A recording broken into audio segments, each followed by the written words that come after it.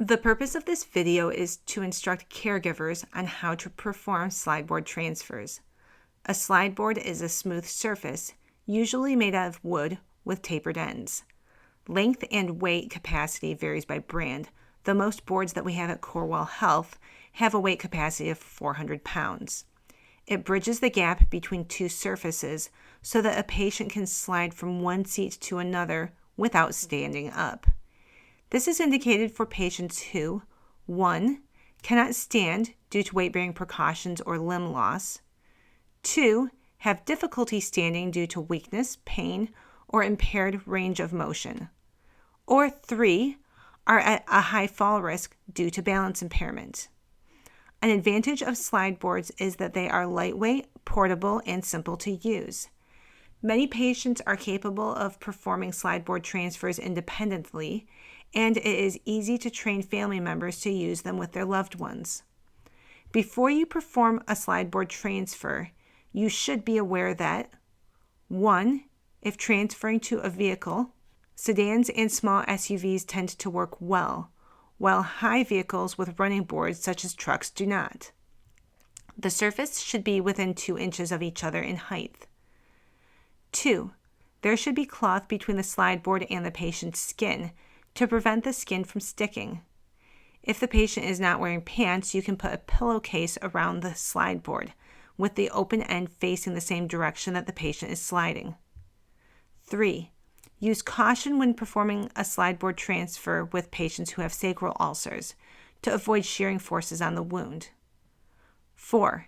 If the patient's feet are going to touch the floor for leverage, they should be wearing non-slip footwear. 5. More dependent patients who have issues with trunk control may benefit from a second person either providing support from behind or standing behind the commode or wheelchair to prevent it from moving. 6. Patients who are unable to stand are at a higher risk of sacral ulcers. Make sure that the patient's chair has an appropriate cushion. 7. Patients who are wheelchair bound may benefit from a bag on the back of their wheelchair to store their slideboard when it is not in use.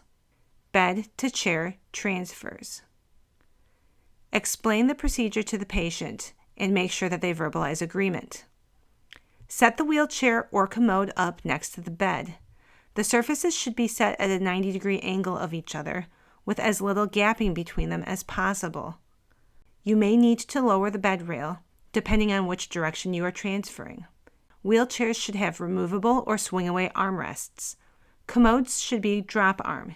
If transferring to a wheelchair, lock the brakes and remove or swing away the closest armrest. Have the patient lean away from the surface they are transferring to lift one hip up off of the bed. Slide one end of the slideboard under the patient's hip. Place the other end of the board on the wheelchair or commode. Adjust the height of the bed so that the surfaces are either level with each other or the patient is going slightly downhill. Have the patient lean towards the wheelchair or commode. If able, they should place their feet on the floor for leverage. The patient should use their arms to push and pull towards the wheelchair. If necessary, you can assist with a gait belt.